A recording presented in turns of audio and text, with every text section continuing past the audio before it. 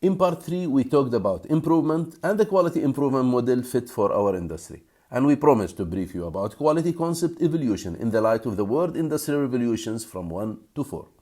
Well, the first industrial revolution was back in early 18th century when the first heat engine was made to perform mechanical work using steam, and then the mechanization of production started, going through different stages until today of Industry 4. But let us see how this industrial history is linked with the quality concept evolution, and of course without going through the question which comes first, the chicken or the egg.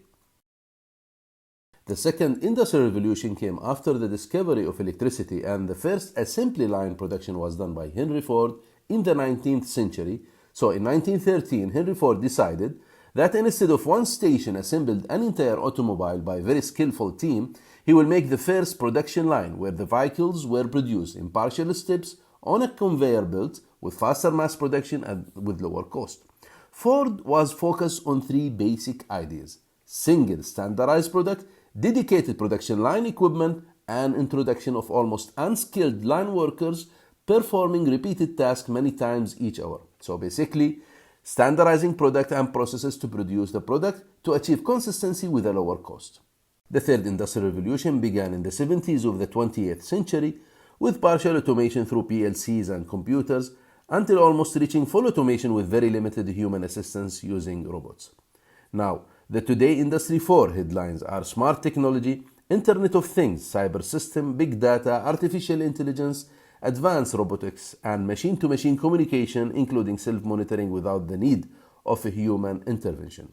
Now here it is noticed that from Henry Ford in Industry 2, who focused on standardizing the product and the processes that produce the product, using almost unskilled operators through partial and full automation in the Industry 3 toward full smart automation with very high autonomy in the Industry 4, that the main two drivers that are targeting actually business profitability and sustainability are higher productivity with lower running cost, high efficiency to guarantee the business profitability, and less process variations, errors, or product defects through more product and process standardization, high quality consistency to guarantee business sustainability. If this is about consistency, then what about improvement? There was another revolution actually in quality definition and management led by the Japanese before it is reflected in different international quality standards.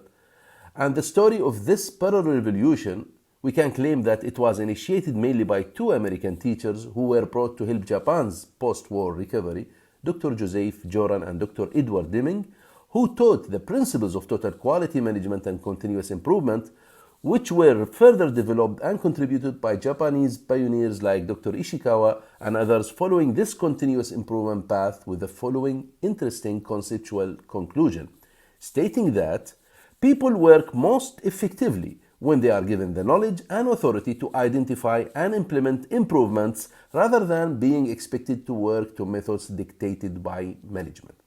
And with this concept, the improvement in processes and products are needed not only because the service conditions can be changing, but because of another important engineering aspect of our products.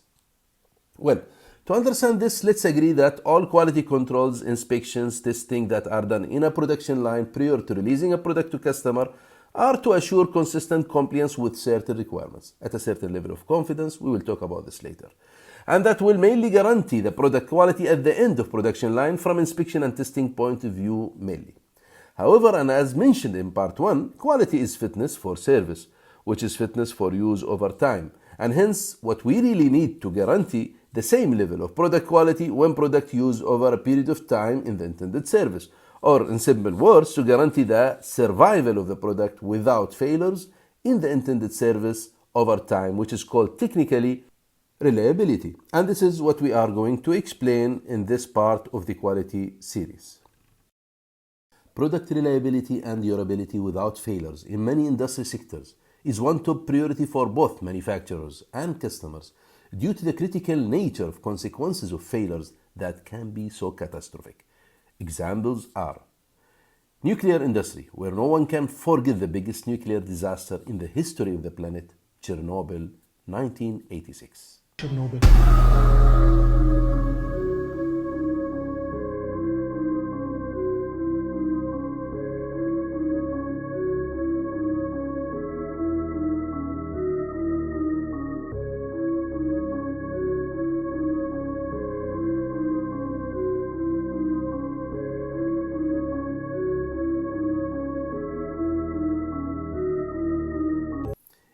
and gas industry, Macondo well, Gulf of Mexico 2010, the catastrophe that changed a lot of standards and practices in this industry forever.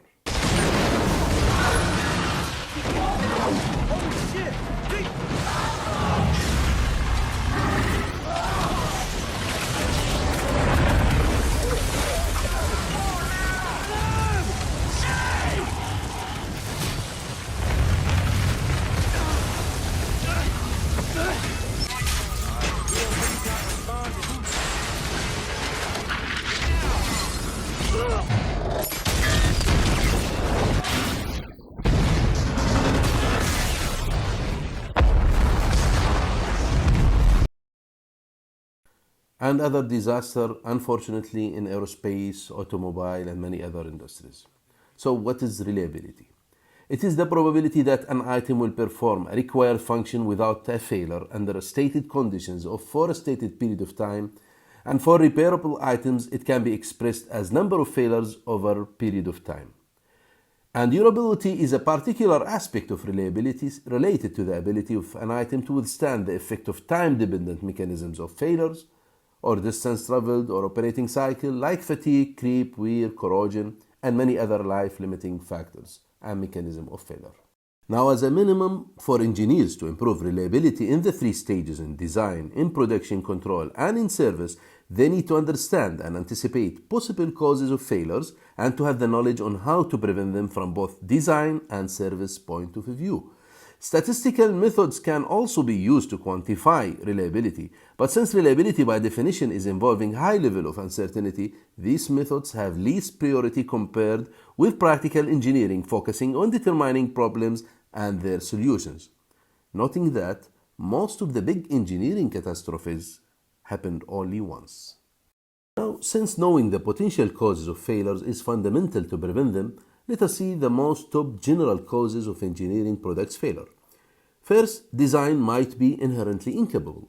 Second, product might be overstressed in some way, like electronic devices overloaded by electrical current or voltage, or a steel pipe overpressurized beyond its maximum operating pressure. Third, failures might be caused by variation or uncertainty in both these factors, like product strength changing from part to part or from product to product, or even on the service side, the applied load levels are non-consistent as intended. Fourth, failure can be caused by wear out, a term used for all life-limiting factors like fatigue, creep, wear, corrosion, erosion, etc. So it is clear that failure can come from the manufacturer side in case of incapable design or inconsistent process product quality, or from the user side in case of wrong material selection or overstressing or service conditions variations or even lack of proper maintenance for maintainable items. And for user, it is important to try to quantify reliability in terms of time, like MTBF, which is the mean time between failures for repairable items, and MTTF, mean time to failure for non-repairable items. Finally, it is important not to mix between reliability and validity, as some processes in industry require validation or qualification as per applicable codes, like welding and heat treatment processes. But validation is to make sure that processes are giving the results that satisfy their objectives, while reliability is about the consistency of these results throughout the useful lifetime of the product. To understand further the reliability, we'll try to explain in next part the opposite term of reliability, which is risk of failure, with an example of a steel pipe failure in a sour service, where root causes can be from manufacturing processes or from service condition. And we will try to explain what is risk and what is meant by risk-based thinking.